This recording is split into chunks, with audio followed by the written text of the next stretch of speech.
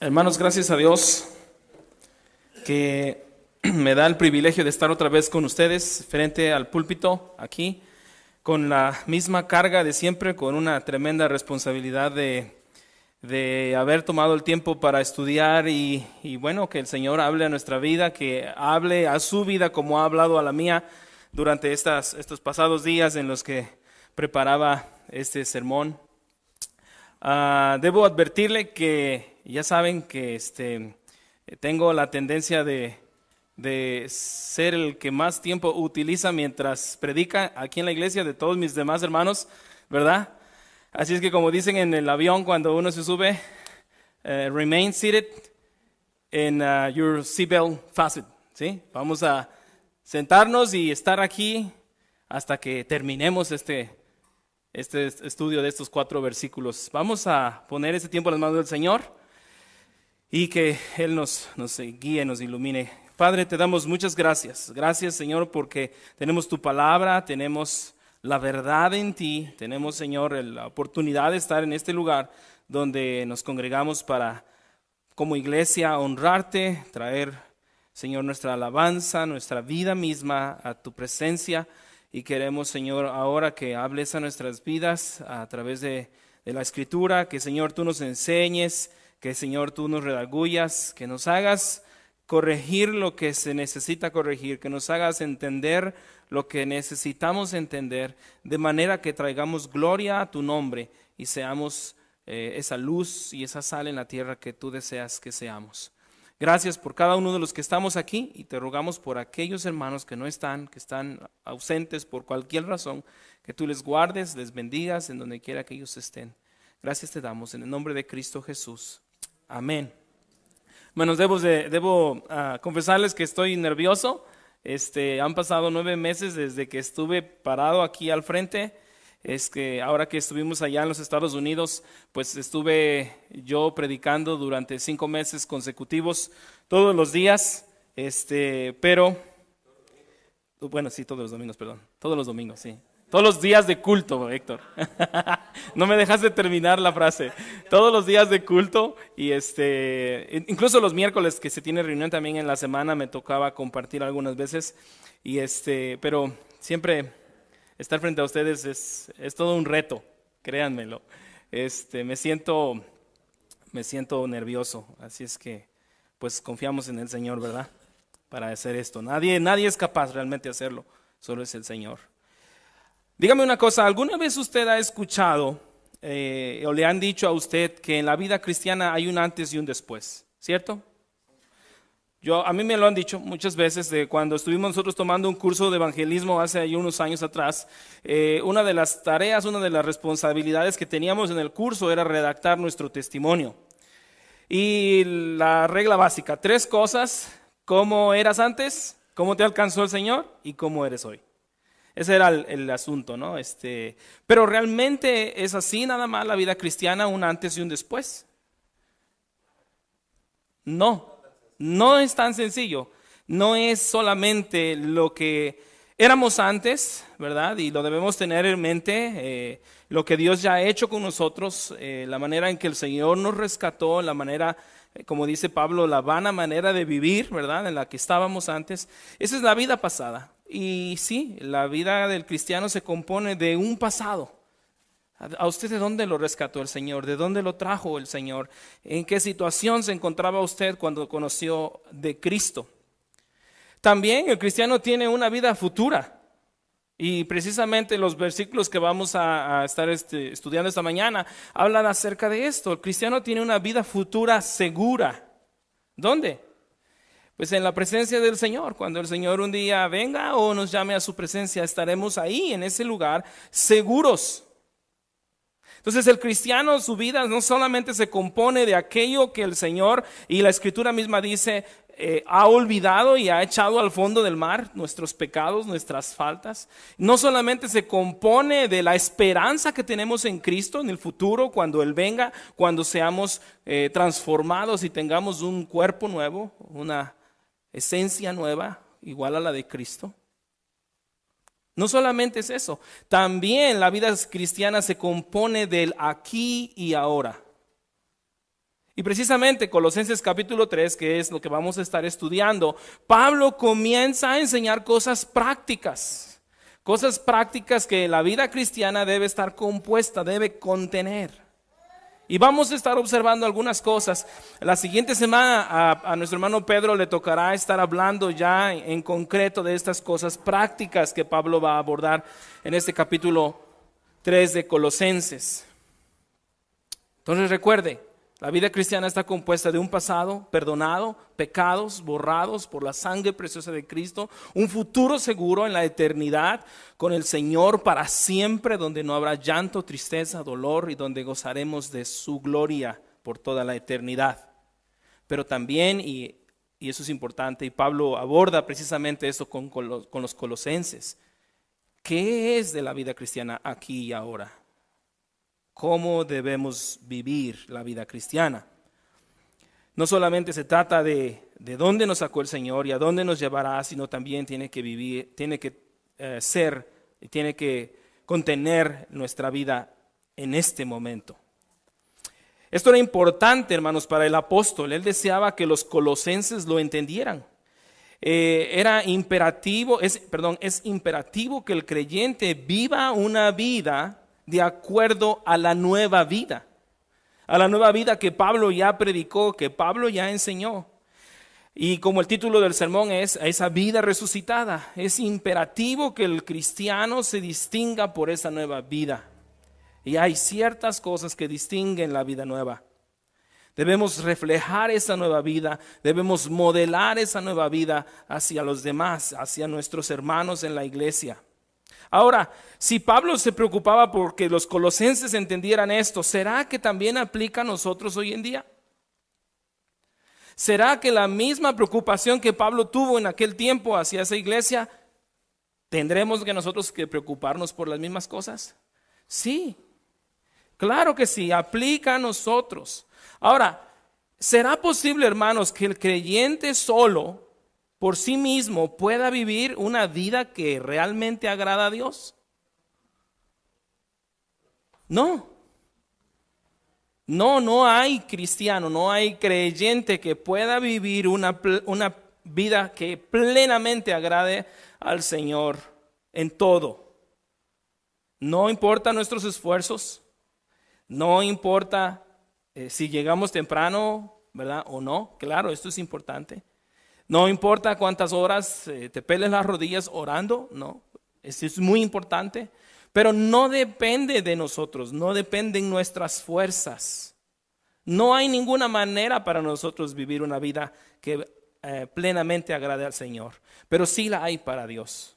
Él ha establecido una manera en la que nosotros como creyentes podamos agradarle. Y no radica en usted, no radica en mí.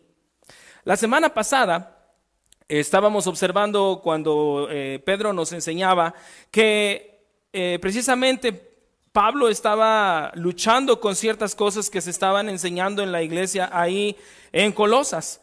Esas falsas enseñanzas que se habrían infiltrado en la iglesia por una mezcla muy fuerte de ideas y filosofías paganas con el judaísmo, ¿sí? Tengan en cuenta que la ciudad de Colosas era una ciudad mayormente gentil, pero había una comunidad de judíos muy grande.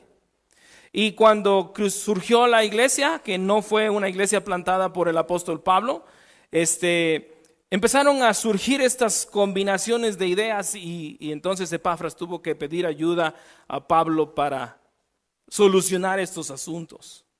Había ideas muy, muy combinadas. Algunos de ellos habían optado por las ideas del gnosticismo, ¿verdad? Con la idea central de que las cosas materiales, las cosas físicas, las cosas tangibles eran malas. Y precisamente los gnósticos, por esa razón, negaban la deidad de Cristo. Porque decían, si Cristo es Dios, entonces Él no pudo haberse hecho materia, porque la materia es mala. Entonces los gnósticos decían esto, ese Cristo que ustedes dicen que es Dios no puede ser Dios porque es materia.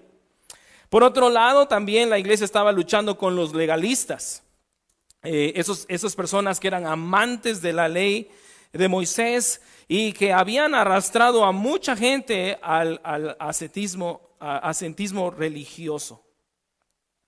¿Qué significa esto? Pedro lo explicaba, pues la negación de los placeres, ¿no? De las cosas buenas que uno puede disfrutar. Había algunos que habían llegado a pensar que mientras más austero se vivía, más espiritual se era. Pero no estaba incorrecto estas cosas. Entonces Pablo tiene que enseñar lo que es verdad. Algunos están pensando que era por sus propios esfuerzos, por una vida austera. Incluso algunos de ellos lastimaban sus cuerpos pensando que llegarían a un tipo de clímax espiritual. Y mire lo que dice, lo que termina diciendo Pablo ahí en Colosenses 2. Si usted tiene Biblia, úsela. Si tiene celular, también lo puede usar, pero le sugiero que lo ponga en modo avión para que no le lleguen los WhatsApps y notificaciones de redes sociales, porque si no se va a distraer. Mira lo que dice Pablo ahí al final de Colosenses capítulo 2, dice: tales cosas tienen a la verdad cierta reputación de sabiduría en culto voluntario, en humildad, segunda a los Colosenses 23, en humildad y en duro trato del cuerpo. Sí, había personas que habían llegado a este punto, pero continúa diciendo Pablo, pero no tienen valor alguno contra los apetitos de la carne. Son inservibles. Pueden esforzarse mucho, pueden privarse de muchas cosas, pero no sirven de nada. Entonces la pregunta que surge es: ¿cómo entonces se puede vencer a la carne? ¿Cómo se puede vencer al pecado y vivir una vida santa? Si no era una cosa ni la otra, ¿cómo? Pues debemos entender, y Pablo aborda esto desde la mitad del capítulo 2 de Colosenses, el creyente, el cristiano, el que ha creído a Cristo, que ha depositado su fe en Él, que está caminando con Él, queriendo hacer la voluntad de Dios, se encuentra completamente suficiente en Cristo. Ahí radica nuestra esperanza. En Cristo. Ahí es donde tenemos absolutamente todo. Pablo no solo califica a esto de mundano, los esfuerzos, sino que nos dice que no funcionan. Por eso termina diciendo: no tienen valor alguno contra los apetitos de la carne. Esta es una declaración asombrosa del apóstol. Si el ascetismo no funciona, si el legalismo no funciona, ¿qué será lo que funcione? ¿Cuál será la solución? La idea principal de este pasaje debe tener una sola idea principal. No hay nada que pueda vencer a la carne, sino lo que somos y seremos en Cristo, lo que tenemos y tendremos en Cristo. Usted debe entender que usted no agradará plenamente al Señor si no se refugia en Cristo. Si usted no descansa plenamente en ese hecho. Debemos tomar a Cristo, abrazar a Cristo, apropiarnos de Él. Esta es la clave, hermanos. Enfrentamos el pecado con algo que es superior a nosotros, algo que es incluso superior al pecado. Y esa es nuestra realidad en Cristo, sus promesas hacia nosotros. Mire lo que dijo John Piper en uno de sus libros. El pecado tiene poder debido a las promesas que nos hace. Nadie peca por un sentido del deber. Pecamos porque creemos las promesas engañosas que el pecado nos hace. A nadie le obligan a pecar. Pecamos por puro gusto, por puro placer, porque eso me satisface. ¿Cierto o no? El que adultera, adultera ¿por qué? El que miente, ¿por qué miente? El que roba, ¿por qué roba? Porque de alguna manera lo que hace le satisface. Mire lo que dice la Escritura en Hebreos 3:13: para que ninguno de vosotros se endurezca por el engaño del pecado. Puede ser que el pecado te ofrezca cosas placenteras. Puede ser que disfrutes ciertas cosas del pecado, del mundo. Puede ser. Y sí. Pero es un engaño. No es algo que traerá beneficio a nuestra vida. Entonces, ¿qué hacemos cuando enfrentamos las promesas de gozo que el pecado nos ofrece, que nos hace? Bueno, pues como cristianos sacamos la espada del Espíritu, la palabra de Dios, y debemos decir al pecado: tu pecado, ofreces placer, ofreces gozo, ofreces seguridad, pero Dios ofrece placer, gozo y seguridad mayores y duraderos. Porque lo que el pecado te ofrece es temporal, pero lo que Dios te ofrece es eterno. El gozo que Dios nos da durará para siempre. Puede ser que hacer algo indebido te traiga gozo, pero va a tener una consecuencia terrible y solo será en este mundo momentánea, pero cuando llegue el tiempo de que entregues cuentas será fatal y eterno. ¿Qué debemos hacer como creyentes? Confiar en la palabra de Dios. No negamos, hermanos, que el pecado sea placentero. Miren lo que dice Hebreos 11, 24 al 26, hablando acerca de Moisés. Dice: por la fe Moisés, hecho ya grande, rehusó llamarse hijo de la hija de Faraón, escogiendo antes ser maltratado con el pueblo de Dios. Y luego dice, hay una coma ahí que dice, que gozar de los deleites temporales del pecado. Moisés tenía oportunidad de gozarse de esos deleites, por supuesto. Pero aquí dice temporales. Teniendo, dice más adelante, por mayores riquezas el vituperio de Cristo que los tesoros de los egipcios. ¿Por qué? Porque tenía puesta la mirada ¿en dónde? En el galardón, en Cristo, en la eternidad, al futuro, a lo eterno. El pecado puede ser muy placentero,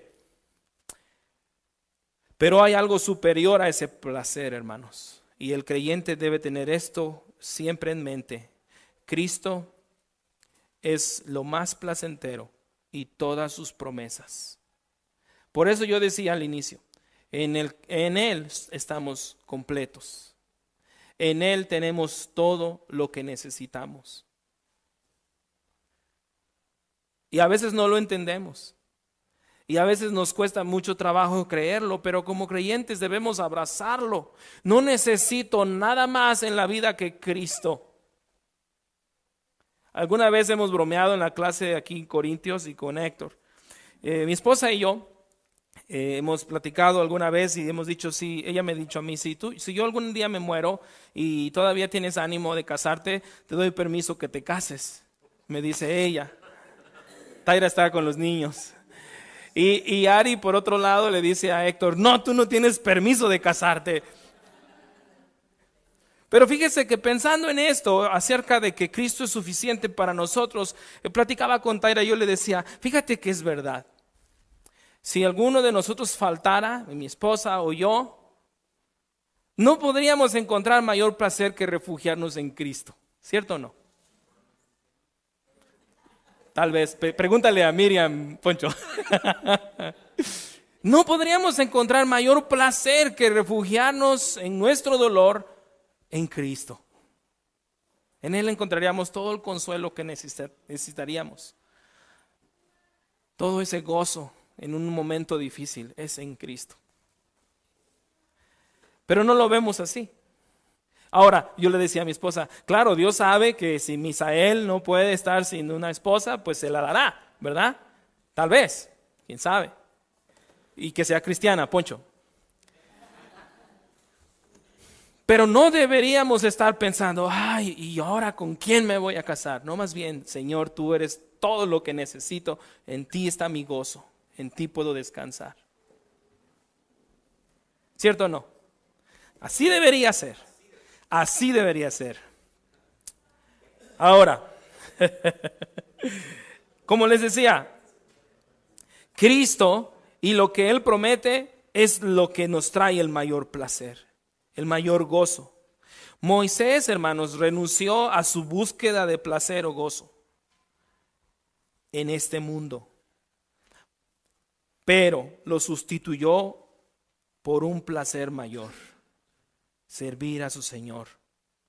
Tenía puesta la mirada en el galardón. Esta es la clave. Nos negamos un placer menor y temporal para recibir un placer mayor y eterno. Mire lo que dice, y vamos a nuestro pasaje, ahí en Colosenses 3.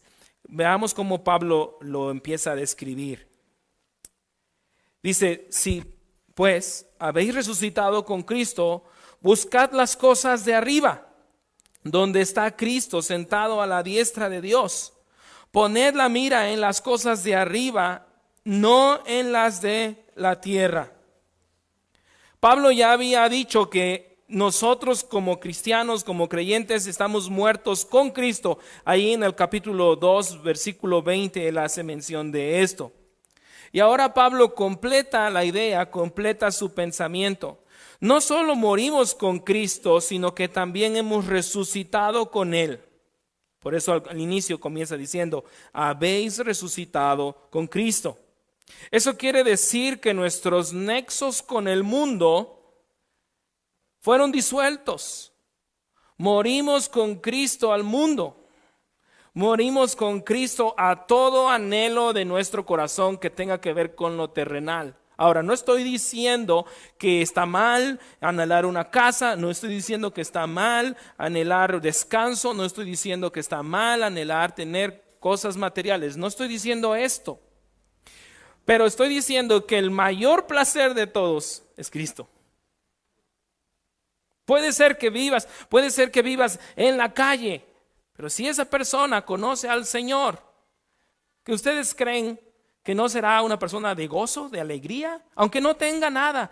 Imagínense los cristianos que sufren persecución, por ejemplo en nuestro país, al sur, en Chiapas. ¿Qué hacen con ellos? Los corren de sus comunidades, les quitan sus tierras, les matan a la familia. ¿Y ustedes creen que ellos han dado la espalda a Cristo? No la mayoría. ¿Será que algunos? Porque no lo sabemos. Pero siguen fieles. ¿Por qué? Porque su mayor gozo es Cristo. Hermanos, ahora tenemos una vida nueva. ¿Por qué? Porque hemos resucitado con Cristo y estamos vivos para Dios. Recuerde lo que dice la Escritura, que en otro tiempo estábamos muertos en nuestros delitos y pecados, pero en Cristo hemos nacido a una vida nueva. Acuérdese lo que le dijo al Señor Jesús a Nicodemo: te es necesario nacer de nuevo, porque el que no nace de nuevo no puede ver al reino de Dios, no puede entrar en él. En esa vida nueva que tenemos en Cristo podemos estar seguros. Estamos muertos para el mundo, pero vivos para Dios. Por la fe en Cristo Jesús, por su muerte y por su resurrección, estamos muertos al mundo, vivos para Dios. Esta debería ser la realidad del cristiano. Si esto es lo que nos ha sucedido, hemos muerto a la vida miserable antigua y hemos resucitado a una vida mucho mejor. Ahora, ¿qué debemos hacer? ¿Qué sigue? ¿Qué procede? Bueno, debemos, hermanos, darnos cuenta de lo que sucedió. Nos debe caer el 20 como cristianos. Debemos creerlo, apropiarnos de ello. Mire lo que dice Pablo en Romanos 6, 10 al 11. Romanos capítulo 6, versículos 10 al 11. Dice: porque en cuanto murió, se refiere a Cristo, el pecado murió una vez por todas, mas en cuanto vive, para Dios vive. Y continúa diciendo: así también vosotros consideraos que muertos al pecado, pero vivos para Dios en Cristo Jesús, Señor nuestro. El creyente verdadero ha muerto al pecado, ha muerto al mundo y vive para su Señor. Esto es lo que debería ser. Esto es lo que debería preocuparnos. Esto es en lo que deberíamos ocuparnos. Si Dios dice que hemos muerto al mundo y al pecado y hemos resucitado con Cristo para vivir para Dios, entonces esto es lo que ha sucedido. Si tú eres un verdadero creyente, Dios dice, tú estabas muerto y ahora te doy vida. Tú estabas en tinieblas y ahora te pongo en luz. Estabas desabrido y ahora te hago sal de la tierra. Estabas con la mente entenebrecida y ahora te doy claridad para que veas las cosas espirituales, para que las entiendas. Y es lo que la gente allá afuera no puede ver. Por eso la gente nos tacha de locos. ¿Por qué razón? Porque ellos no tienen lo que nosotros tenemos. Porque ellos no han experimentado el gozo, el placer de conocer al Señor, de rendir nuestras vidas a Él, de amarle, de buscarle. Ellos no lo entienden. Pero el creyente sí. Hermanos, esta es la realidad de Dios para nosotros. Nos ha dado vida nueva en Cristo. No hay vuelta de hoja. No hay marcha atrás. No, usted no lo tiene que lograr, ya está hecho. Lo hizo Cristo. Dios mismo pagó la deuda al entregar a su Hijo. Esta es tu identidad como creyente. Ese eres tú como hijo de Dios. A lo que nos toca ahora hacer, hermanos, es emprender la buena batalla de la fe. Creerlo.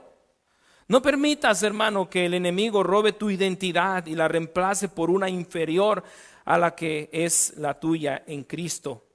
Tu viejo hombre era un esclavo del pecado, pero está muerto.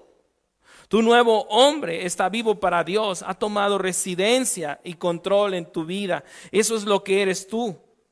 Tienes una vida resucitada en Cristo y debemos creerlo. Debemos apropiarnos de ello.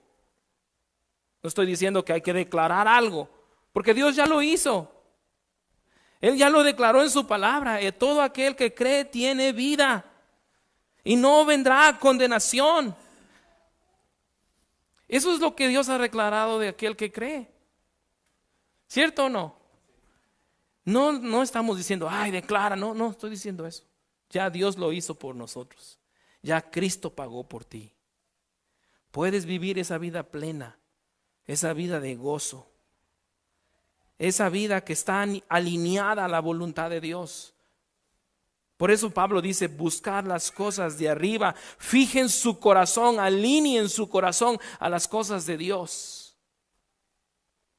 Y luego dice, poner la mira en las cosas de arriba. No solamente tienes que alinear tu corazón, también tienes que mirar al objetivo.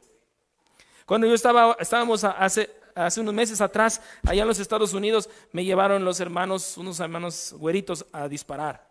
Nunca había yo disparado en mi vida. Bueno, sí, una vez cuando era como de unos 11 años, mi papá tenía un arma y me llevó al techo de la casa y me permitió disparar. Pero nunca lo había hecho, ¿no? Es así, la vida adulta. Y me prestaron, bueno, pues a ellos les gustan mucho las armas y tienen armas y todo, y pusieron unas mesas grandes de madera y ahí todas las diferentes pistolas, diferentes calibres, y me prestaron al final un M16, un rifle de esos de asalto como los que usan aquí los policías, y yo nunca había disparado un rifle. Entonces me lo puse aquí y ya me dijeron, tienes que apoyarlo en tu hombro, y empecé a disparar. ¡Pah! Y pega muy fuerte. Y todos estaban muy sorprendidos y me dijeron, ¿alguna vez habías practicado disparar, tirar al blanco? Le dije, no, tienes muy buena puntería. Y todos estaban muy sorprendidos. Y yo, claro, vengo del viejo oeste, no, del nuevo oeste. Hermanos, ¿a qué me refiero con esto? Hay un blanco y usted tiene que mirar allí y asegurarse que está dando ahí en ese blanco. Y no debe quitar su mirada de ese lugar. Debe fijarla. Yo tengo problemas con los ojos, usted puede ver. Yo si me quito los lentes, yo no veo de aquí a Miriam. Bueno, sí, a Héctor sí. Debemos fijar nuestra mirada. No la quite de ahí.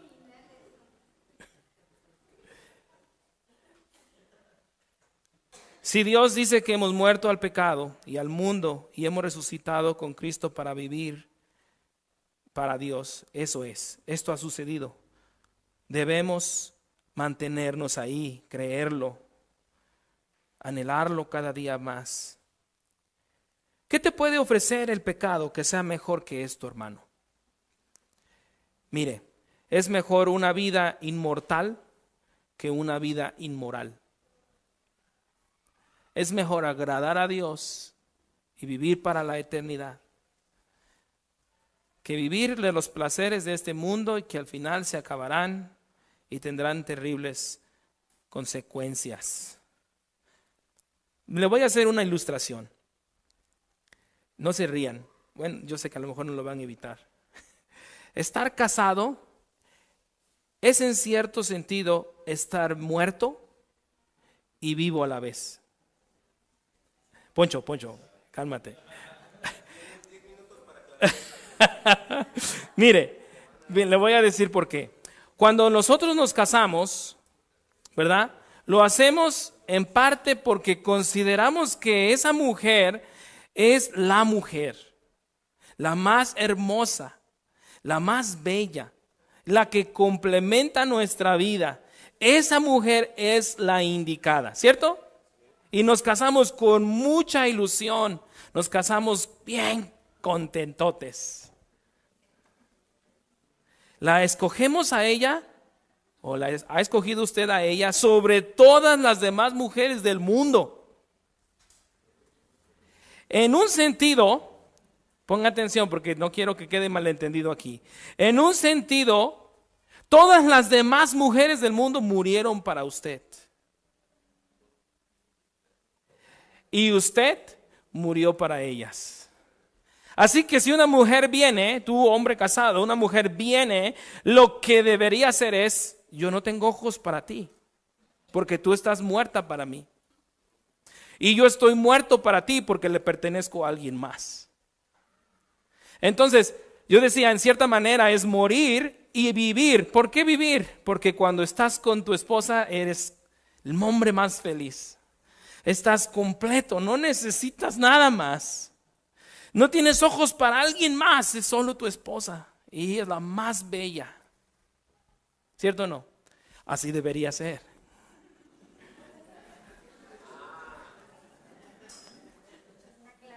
Pero, en cierto sentido, hemos muerto a las demás mujeres y vivimos en la presencia de nuestra esposa, en su compañía, nos gozamos de ella, con ella. Ella es la única. Esa debe ser la realidad del matrimonio. Y hermanos, esa debería ser la realidad de nosotros y Cristo. Si viene cualquier otra ideología, si viene cualquier otro pensamiento, cualquier otra filosofía, usted puede decir, estoy completo en Cristo, en Él me satisfago. No tengo ojos para nadie más, solo es Cristo. Entonces esta nueva realidad corresponde a una búsqueda nueva, con pensamientos nuevos, pensamientos acerca de las cosas de arriba.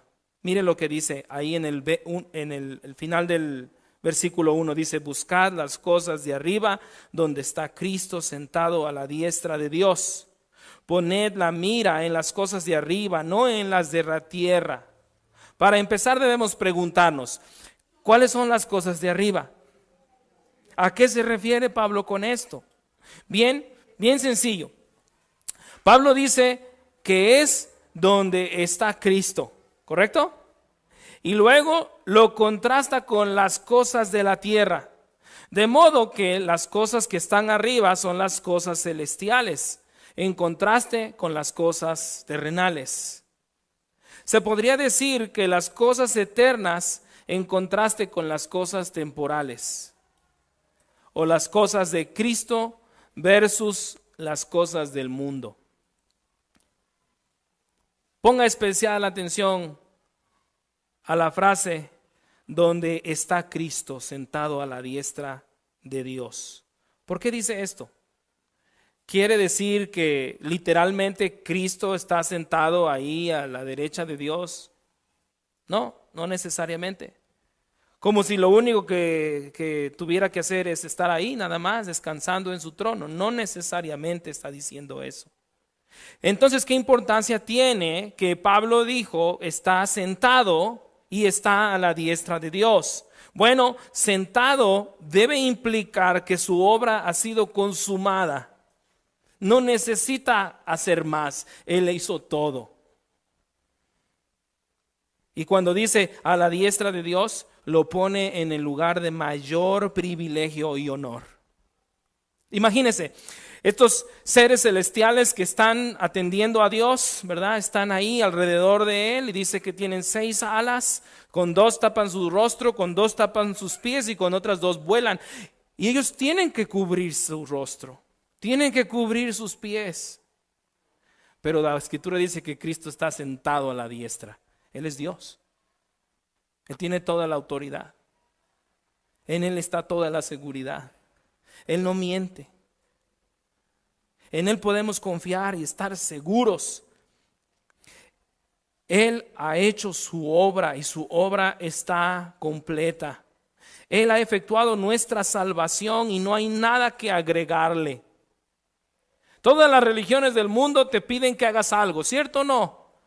Haz esto, cumple esto, da esto, lleva esto y te hacen una lista de cosas. ¿Y qué te dice Cristo? ¿Qué te dice la Escritura? Cree, punto. Cree en Él. Arrepiéntete. Vuélvete de tu pecado. Eso es todo el requisito, creer en Él. No te ponen listas, ¿o sí? A lo mejor a Héctor se le ocurre de repente sacar alguna, pero no te las ponen, no las hay. Todo lo demás, la vida cristiana, la manera en que vivimos y nos comportamos, viene después de haber conocido al Señor. Es una consecuencia de la salvación. Ahora, ¿por qué dice que tiene que ver con las cosas de arriba? Las cosas de arriba, hermanos, podríamos pensar que son las cosas no materiales, sino que son las cosas que tienen que ver con el reino soberano de Cristo sobre el universo. Él llena todo con su poder. Estas cosas, hermanos, las cosas en las que debemos estar pensando, incluirían su carácter, su presencia, su gozo celestial. No deberíamos estar buscando en la geografía celestial, sino que Él sabemos está allá. ¿Cuáles son entonces las cosas celestiales? ¿Cómo es Él? Conocerle más, su presencia, anhelarle más, ser santos, porque la Escritura dice, sed santos como yo soy santo. Entonces, cuando hablamos de las cosas celestiales, hablamos de las cosas que le agradan a Dios, las cosas que son de su carácter. Cuando Pablo dice busquen las cosas que están arriba, está diciendo busquen ser más como Cristo. Y lo pueden lograr. ¿Por qué? Porque Él habita en ustedes. Busquen ser más como Él. Pongan su mira. Está bien, yo entiendo que muchas personas llegan a cierta edad y seguro me va a tocar a mí, que se preocupan. Ay, ¿qué va a pasar cuando yo sea viejo? ¿Cómo me voy a mantener? Y está bien, es un temor humano válido. Pero tu mirada debería estar mucho más alto. Porque una casa se va a quedar. Un auto se va a quedar. Todo el dinero del mundo se va a quedar. Pero si tú pones tus ojos en Cristo, ser más como Él, eso traerá mucho más bendición a tu vida. Tendrá un peso mayor que cualquier cosa que puedas lograr en este mundo. Miren lo que, ya vi el tiempo, tenía la intención en este momento de hablar un poco más acerca del Evangelio, porque entiendo que hay personas aquí que tal vez no conozcan al Señor, pero déjeme resumirlo. Usted puede decir, ay, Misael está hablando del gozo de... Y yo estaba diciendo hace rato, hay personas que no lo entienden y es verdad. Hay personas que no entienden que viven una vida que ofende a Dios. Hay personas que no entienden que su vida está separada de Él. Hay personas que no entienden que la consecuencia de su pecado es la muerte, según lo que dice la Biblia. Hay personas que no voltean a Dios para nada. Solo cuando tienen necesidad o cuando necesitan un trabajo o salud, y solamente miran a Dios como un objeto de beneficio personal. Pero ¿cómo nos ve Dios? Dios nos ve como culpables. Él nos ve como personas que mereceríamos un justo juicio, y ese sería muerte. Pero en Cristo Jesús tenemos vida eterna.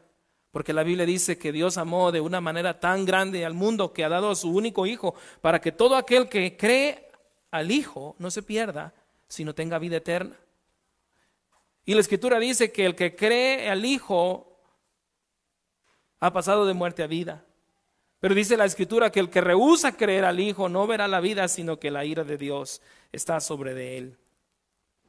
Hermanos, nosotros como creyentes hemos entendido esto, pero hay gente afuera que no lo ha entendido. Hay gente afuera que no lo ha probado y no lo va a probar. Mi responsabilidad, su responsabilidad es vivir buscando las cosas de arriba. Y en las cosas de arriba, en las cosas del Señor, su carácter y sus deseos también está que otros conozcan de Él. La Escritura dice, 2 de Pedro 3:9, que Él no quiere que ninguno se pierda, sino que todos procedan al arrepentimiento. No sabemos quiénes son esos todos, no los conocemos, pero tal vez te cruces con ellos en la calle, tal vez vayas con ellos en el autobús, tal vez te hagas negocios con ellos, les vendas algo. ¿Cuál es tu responsabilidad? Mira las cosas de arriba y entonces tendrás un corazón para las cosas de la tierra, para las personas, para las almas. Ten en mente esto, no puedes ignorarlo. Mire lo que dijo John Piper en su libro Sed de Dios. La tragedia del mundo es que el eco se confunde con el grito original. Cuando le damos la espalda a la sobrecogedora belleza de Dios, originamos una sombra en la tierra y nos enamoramos de ella. Pero ¿sabe qué? No nos satisface. Y continúa diciendo lo siguiente, haciendo referencia al escritor C.S. Lewis. Los libros o la música en donde pensamos que se encuentra la belleza nos fallarán si confiamos en ellos. Ella no está en ellos, solo viene a través de ellos. Y lo que nos produce es un anhelo. Estas cosas, la belleza, el recuerdo de nuestro pasado, son buena imagen de lo que verdaderamente deseamos. Pero si se confunden con la cosa misma, se convierten en ídolos mudos que rompen los corazones de los que los adoran. Porque ellos no son la cosa misma, son solo el aroma de una flor que no hemos encontrado, el eco de una melodía que no hemos escuchado, noticias de un país que aún no hemos visitado. Y termina John Piper escribiendo esto en su libro. He escrito este libro porque nos ha visitado la mayor de las bellezas. El Verbo fue hecho carne y habitó entre nosotros. Y vimos su gloria, su belleza, gloria como la del unigénito del Padre, lleno de gracia y de verdad. El placer que podemos experimentar aquí es una cosita comparado a lo que vamos a experimentar en la presencia del Señor. Usted y yo debemos fijar nuestras cosas, nuestra vista en las cosas de arriba. No nos han dado solamente un probete, pero el Señor tiene guardadas cosas mucho más grandes para nosotros. Mire lo que dice más adelante.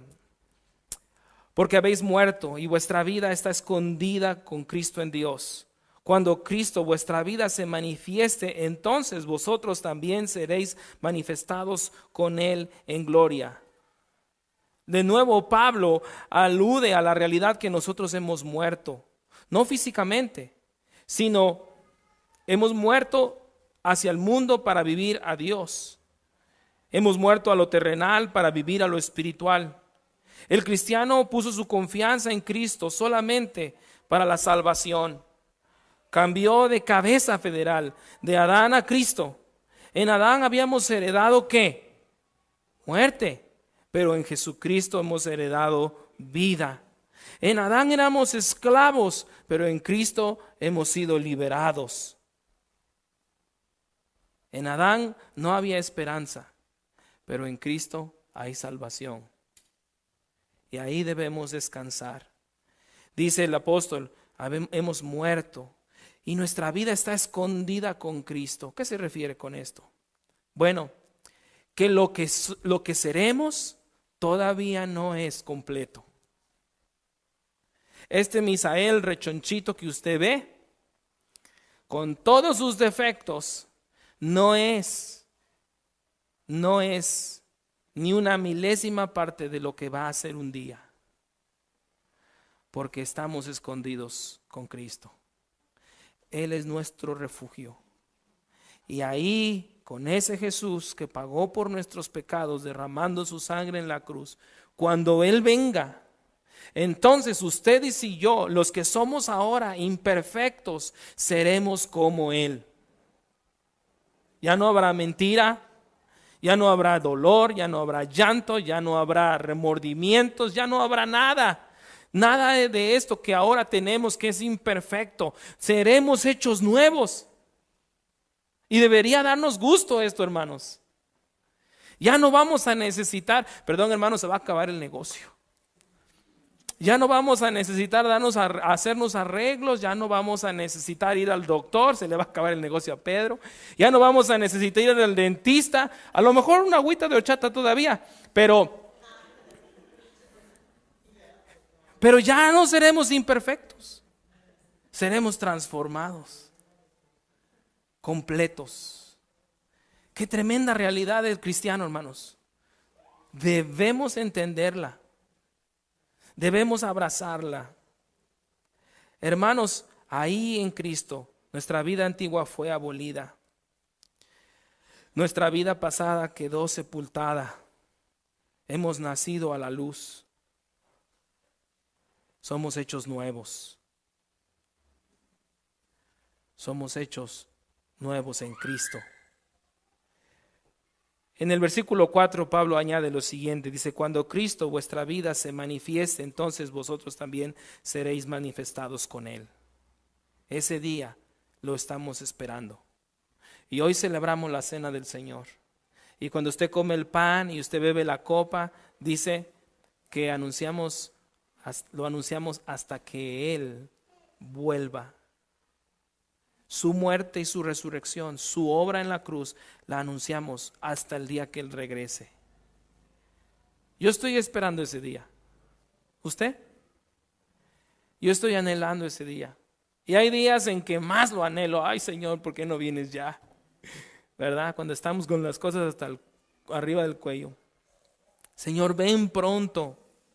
Miren lo que dice Mateo 24, 29 al 31. Dice: e inmediatamente después de la tribulación de aquellos días, el sol se oscurecerá y la luna no dará su resplandor y las estrellas caerán del cielo y las potencias de los cielos serán conmovidas. Entonces aparecerá la señal del Hijo del Hombre en el cielo y entonces lamentarán todas las tribus de la tierra y verán al Hijo del Hombre viniendo sobre las nubes del cielo con poder y ¿qué?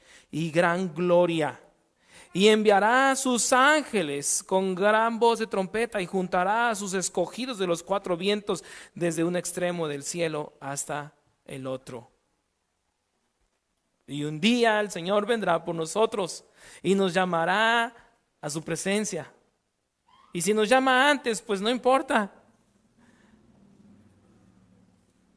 Leía una vez a un escritor y decía él: la única cosa que me separa del Señor es este cuerpo. Es verdad. Si usted muere hoy, habiendo creído al Señor, pues va a ser extrañado aquí. Espero que me extrañen, ¿verdad? Pero ¿sabe qué? Yo creo una cosa: yo no les voy a extrañar a ustedes. No, porque voy a estar allá con el Señor. ¿Cierto o no? Voy a estar en el mejor lugar. Mi esperanza, mi futuro eterno, el de usted cuando ha creído a Jesucristo. Mire lo que dijo David en el Salmo 17:15. En cuanto a mí, veré tu rostro en justicia. Estaré satisfecho cuando despierte a tu semejanza. Ahí estaré completo. Ahí estaremos completos. Jesús lo dijo de la siguiente manera. Entonces los justos, ¿qué? Resplandecerán como el sol en el reino de su Padre. El que tiene oídos para oír, oiga. Lo dijo ahí en Mateo 13:43. Y Pablo lo dice en Filipenses 3:21, que nuestra ciudadanía está en los cielos, de donde también esperamos al Señor. Y en primera de Juan 3:1-2 también dice: mirad cuál amor nos ha dado el Padre, que seamos llamados hijos de Dios. Por eso el mundo no nos conoce. Dice que ahora somos hijos de Dios y aún no se ha manifestado lo que hemos de ser. Pero sabemos que cuando Él se manifieste seremos semejantes a Él, porque le veremos tal como Él es. Hermano, hermana, usted y yo tenemos una esperanza. Tenemos una seguridad. Seguridad, somos nuevas criaturas.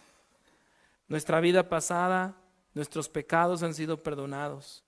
Usted ha sido transformado. Si usted ha creído a Jesucristo, tiene un nuevo corazón, tiene nuevos pensamientos, tiene nuevos deseos, tiene nuevos anhelos. Aquello que usted no podía lograr, reconciliarse con Dios, el Señor ya lo hizo a través de Jesucristo. Tiene un futuro asegurado, una vida eterna, donde no habrá dolor, tristeza, llanto, necesidad de absolutamente nada, donde gozaremos del Señor para siempre. Ya no seremos las personas débiles que somos ahora, seremos transformados.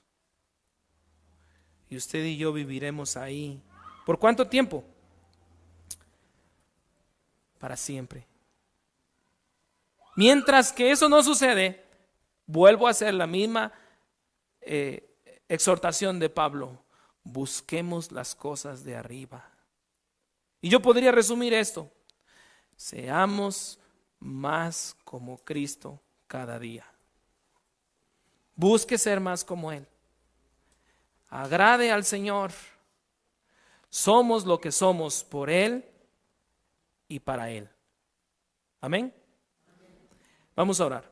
Padre Celestial, te damos muchas gracias. Gracias porque eres bueno con nosotros, porque tu misericordia es para siempre, porque aún sin merecerlo, aún, Señor, sin tú necesitarnos en absoluto, nos llamaste, nos trajiste a ti mismo, te has glorificado a ti mismo y nos has dado vida, vida eterna, vida nueva. Gracias porque era algo que nosotros no podíamos lograr, no podemos lograr, pero tú lo hiciste por nosotros, Señor Jesús. Pagaste la deuda, pagaste el precio y nos haces ahora herederos y coherederos contigo mismo. Y un día reinaremos contigo. Y un día estaremos en tu presencia. Y un día este cuerpo imperfecto, este ser imperfecto se vestirá de imperfección. Y no hay manera en que nosotros podamos agradecerte. No hay manera en que podamos pagarte. Pero sí queremos decirte: gracias, Señor, por amarnos, por llamarnos, por rescatarnos. Haznos más como Cristo.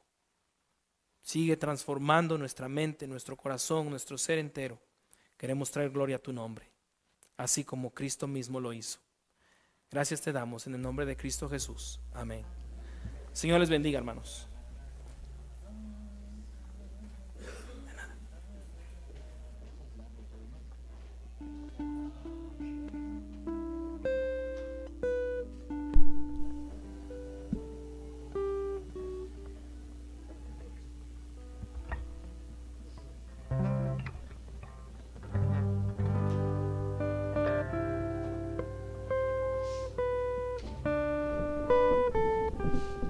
Puestos de pie, por favor.